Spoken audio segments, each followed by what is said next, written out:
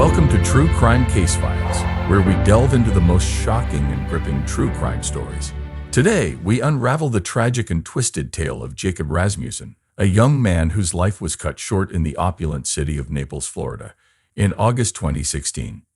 Jacob Rasmussen was a 20-year-old massage therapist living in Naples, Florida. Originally from a small town in Minnesota, Jacob had moved to Naples seeking better opportunities and a warmer climate.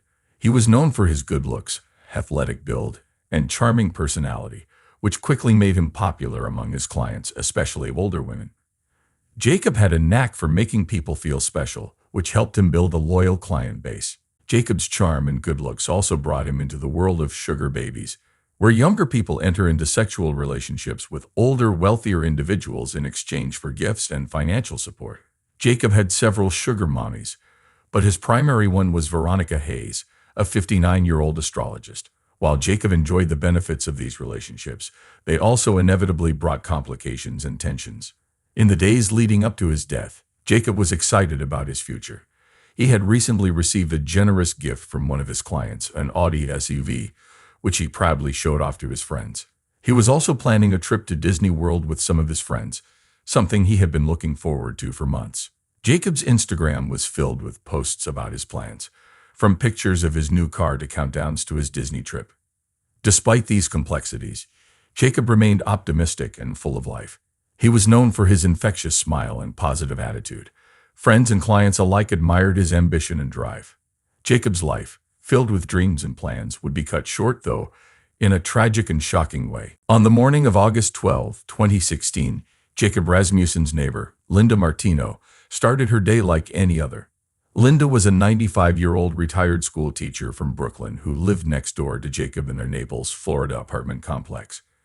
She often chatted with Jacob and had become concerned when she noticed his car, a shiny new Audi SUV, hadn't moved in 2 weeks. Linda thought it was odd because Jacob usually had a busy schedule. Around 9 a.m., Linda decided to check on Jacob. She knocked on his door, but got no answer. Worried, she used the spare key Jacob had given her for emergencies. As soon as she opened the door, she felt something was wrong. The apartment was too quiet, and a faint, unpleasant smell filled the air. Linda called out Jacob's name, but there was no response. She walked through the living room and into the hallway. When she reached the bathroom, she saw a horrifying sight. Jacob was lying face down in the toilet, naked. His head was submerged in the water, and his body was limp. Linda screamed and backed away, her heart racing. Shaking, Linda ran back to her apartment and called 911. Her voice trembled as she explained what she had found. "I think my neighbor is dead," she told the operator.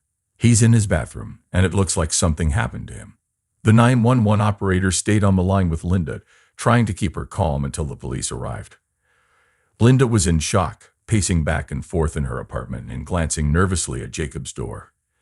She couldn't believe what she had seen. Just a few days ago, Jacob had been full of life, talking about his plans to visit Disney World and showing off his new car. Within minutes, the Naples Police Department arrived at the scene. Officers secured the area and began their investigation. Linda was asked to wait outside while the police did their work. She sat on a bench, shaking and holding her head in her hands, trying to process the tragic event. News of Jacob's death quickly spread through the apartment complex. Neighbors gathered outside, whispering and speculating about what had happened. The local news soon picked up the story, with reporters arriving to cover the shocking discovery. Cameras captured the scene, showing the police presence and the concerned faces of the residents. Jacob's sudden and violent death left everyone in shock, especially those who knew him well. He was young, full of potential, and had a bright future ahead. Now his life was tragically cut short, and his friends and family were left to mourn the loss. The Naples Police Department arrived quickly at the scene after Linda Martino's 911 call on August 12, 2016. Detective Samuel Jenkins led the investigation. He was known for his attention to detail and had solved many high-profile cases. His partner, Officer Karen Blake, was known for her sharp intuition and calm demeanor. As they entered Jacob Rasmussen's apartment, the officers immediately noticed the eerie silence. The living room was tidy, with no signs of a struggle. A flat-screen TV was on the wall, and a few magazines, including the latest issue of GQ, were on the coffee table. The apartment looked normal, but the unsettling smell hinted at something more sinister. Detective Jenkins and Officer Blake moved cautiously toward the bathroom, where Jacob's body was found. The bathroom was small, with white tiles and a modern shower. Jacob's naked body was slumped over the toilet, his head submerged in the water. There were no visible signs of a break-in, and nothing seemed out of place, but the scene was disturbing. Jacob had been drowned. His head had been forced into the toilet, and there were bruises on his arms and neck, indicating a struggle. Detective Jenkins noted the position of the body and the bruising pattern, suggesting that Jacob had fought back against his attacker. The bathroom itself was clean, with no blood or other obvious evidence. The police began their methodical investigation. They took photographs of the entire apartment, collected fingerprints, and searched for any possible clues. They found a set of kitchen knives, but none appeared to be missing. Officer Blake found Jacob's phone on the kitchen counter. It was a new model, an iPhone 6S, and it might hold valuable information. She carefully bagged it for further analysis. Detective Jenkins and his team interviewed neighbors, including Linda Martino, to gather more information about Jacob's recent activities and any potential visitors. Linda mentioned seeing a few of Jacob's clients come and go, but nothing seemed unusual. She also noted the new Audi SUV Jacob had received recently. The forensic team arrived and began their examination of the body and the apartment. They used luminol to check for traces of blood, even in areas that appeared clean. They also checked for hair, fibers, and other small pieces of evidence that might have been left behind by the attacker. As the investigation progressed, the police began to piece together a timeline of Jacob's last hours. They hoped that his phone and the security cameras in the apartment complex might provide additional clues. The clean state of the apartment and the lack of obvious evidence suggested that the killer had taken great care to cover their tracks. The tragic scene at Jacob's apartment marked the beginning of a complex investigation. Detective Jenkins and Officer Blake knew they had a difficult case ahead of them. They were determined to find out who was responsible for the young man's untimely death and bring them to justice. The first suspect in the investigation was Veronica Hayes, a 59-year-old astrologist. Veronica was well known in Naples for her larger-than-life personality and her impressive client list, which included several celebrities. She lived in a lavish mansion decorated with exotic crystals and zodiac signs. Veronica had a reputation for being generous, often gifting expensive items to her friends and clients. However, she was also known to be possessive and obsessive, especially in her personal relationships. It was no secret Veronica had been in a sexual relationship with Jacob Rasmussen, acting as his sugar mommy. She showered him with gifts, including the 70-inch flat-screen TV found in his house. When the police first questioned Veronica, she was calm but visibly upset. She admitted to being deeply hurt when she discovered that Jacob had been seeing other women. Despite her feelings, she denied any involvement in his death. Detective Samuel Jenkins and Officer Karen Blake conducted the interrogation. They were careful and thorough, asking Veronica about her whereabouts on the night of the murder. Veronica claimed, like a typical Virgo, she was at home, alone, reading the latest issue of Astrology Today and meditating. She insisted she had not seen Jacob for several days before his death and respected his need for privacy as a Scorpio. The police dug deeper into Veronica's background. They found that she had a history of intense relationships, including 3 failed marriages, that often ended badly, something she readily admitted to, saying she couldn't help it as someone with their moon in Cancer. Former friends and clients described her as charming but controlling. Several mentioned that Veronica Cancer moon could make her very jealous, especially when she felt betrayed. This gave the police a possible motive for her to harm Jacob. During the interrogation, Veronica's demeanor shifted. She became more defensive and agitated, particularly when asked about her relationship with Jacob. She accused the police of unfairly targeting her because of her wealth, high-profile lifestyle, and belief in astrology. Despite her protests, the police continued to press her for details. The police also examined Veronica's phone records. They found multiple calls and text messages to Jacob in the days leading up to his death. Some of the messages were affectionate, while others were increasingly profane, vicious, desperate, and accusatory. This evidence painted a picture of a relationship that was unraveling, with Veronica struggling to maintain control. Despite the mounting evidence and Veronica's increasingly erratic behavior, there was no direct proof linking her to the crime scene. The police needed more concrete evidence to make an arrest. As the investigation continued, Veronica remained a key suspect, her actions and history keeping her under close scrutiny. The second suspect the police investigated was Bryony Mitchell Keynes, a 68-year-old Australian millionaire with quite the shocking backstory. Bryony had recently moved to Naples after facing legal trouble in Australia after a newspaper published allegations showing Bryony allegedly trafficking asylum seekers to work in her restaurant's chain for, quote, subhuman wages. Known for her outgoing and vivacious personality, Bryony was also fiercely protective of her friends and had a temper that could flare up unexpectedly. Bryony had started a sexual relationship with Jacob Rasmussen shortly before his death. As another of his sugar mommies, she was generous, giving him expensive gifts, including the Audi SUV he received just before he died. When the police questioned Bryony, she was cooperative but guarded. She acknowledged her relationship with Jacob and expressed shock at his death. Detective Samuel Jenkins and Officer Karen Blake led the interrogation. They asked Bryony about her activities on the night Jacob was killed. Bryony stated she had been at Naked Masquerade Ball at the Naples Grande Beach Resort, mingling with other wealthy attendees and enjoying the evening.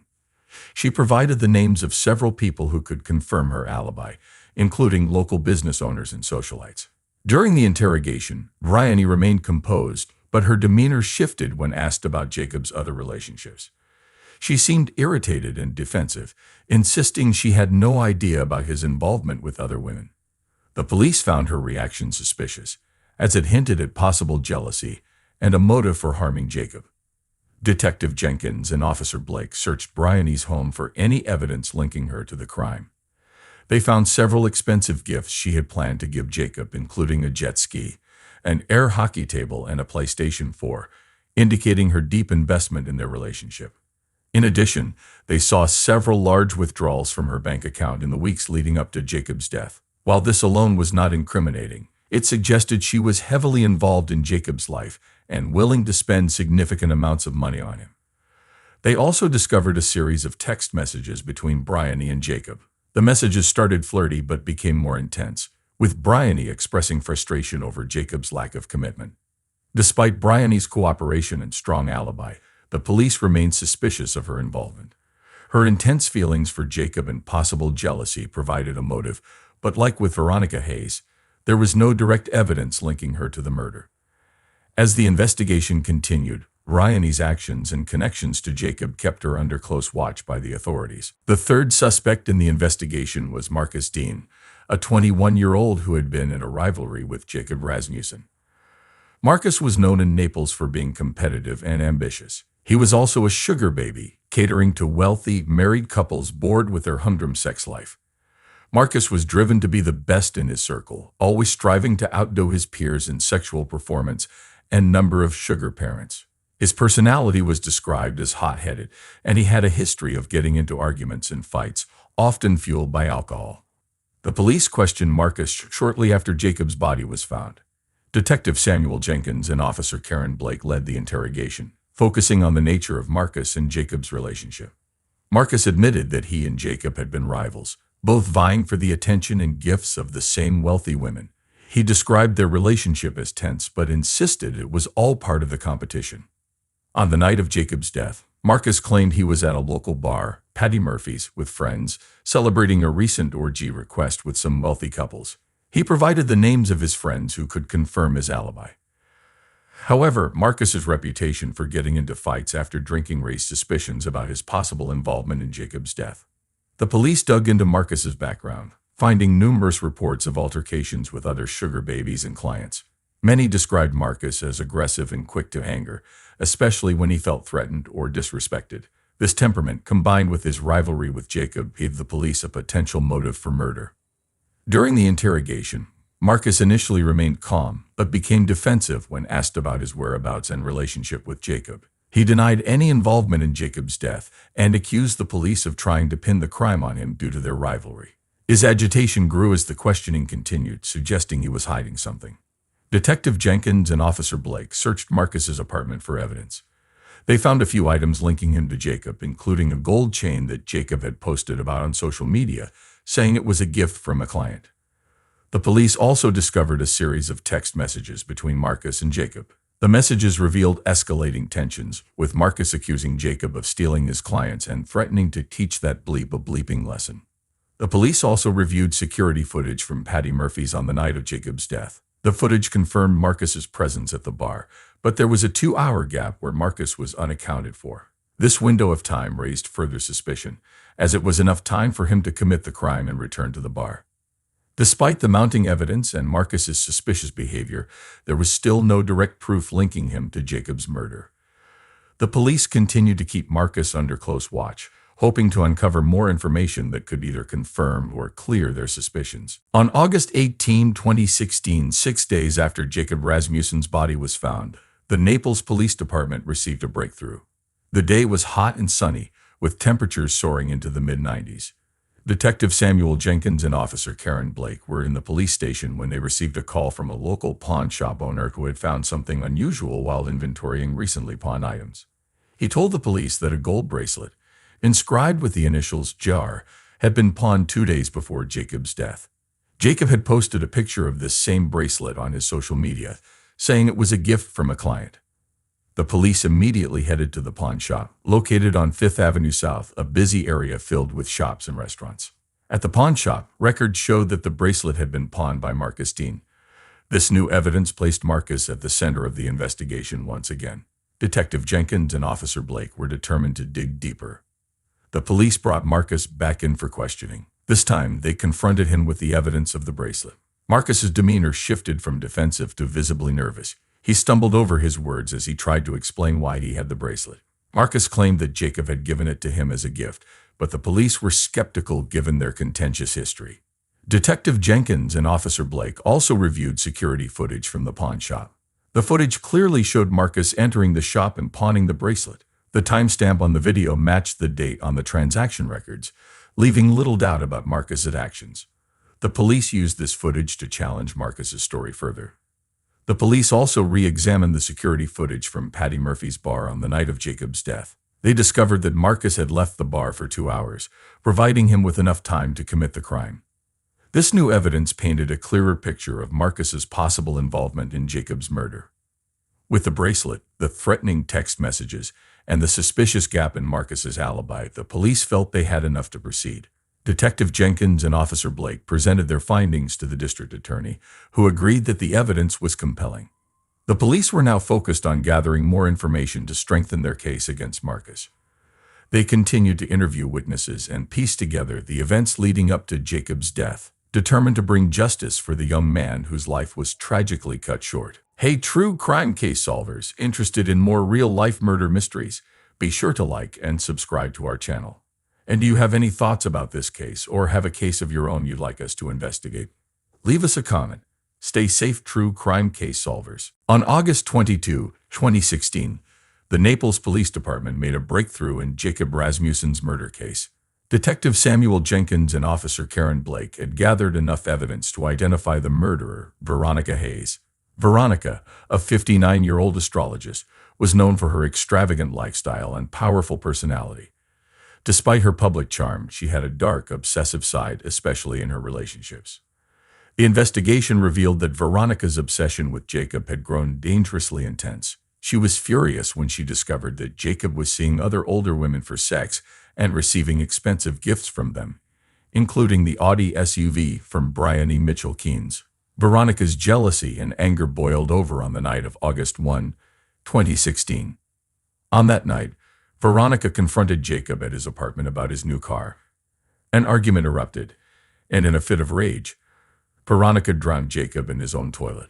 She forced his head into the water until he stopped struggling, leaving bruises on his arms and neck. To humiliate him further and make it look like he drowned himself, she stripped off his clothes, making the scene appear even more degrading. Detective Jenkins and Officer Blake pieced together the events through witness statements, security footage, and forensic evidence. Veronica's alibi, which claimed she was home reading astrology today and meditating, fell apart when phone records showed she was near Jacob's apartment at the time of the murder. Furthermore, forensic analysis of Veronica's clothing revealed traces of Jacob's blood, linking her directly to the crime scene. On the morning of August 22, the police moved in to arrest Veronica. They arrived at her mansion, a grand estate adorned with astrological symbols and crystals. Veronica was taken by surprise, her confident demeanor cracking as she was handcuffed and led to the police car. She protested loudly, accusing the police of targeting her because of her wealth and status. The arrest sent shockwaves through the Naples community. Jacob's family, who had been devastated by his death, felt a mix of relief and sorrow.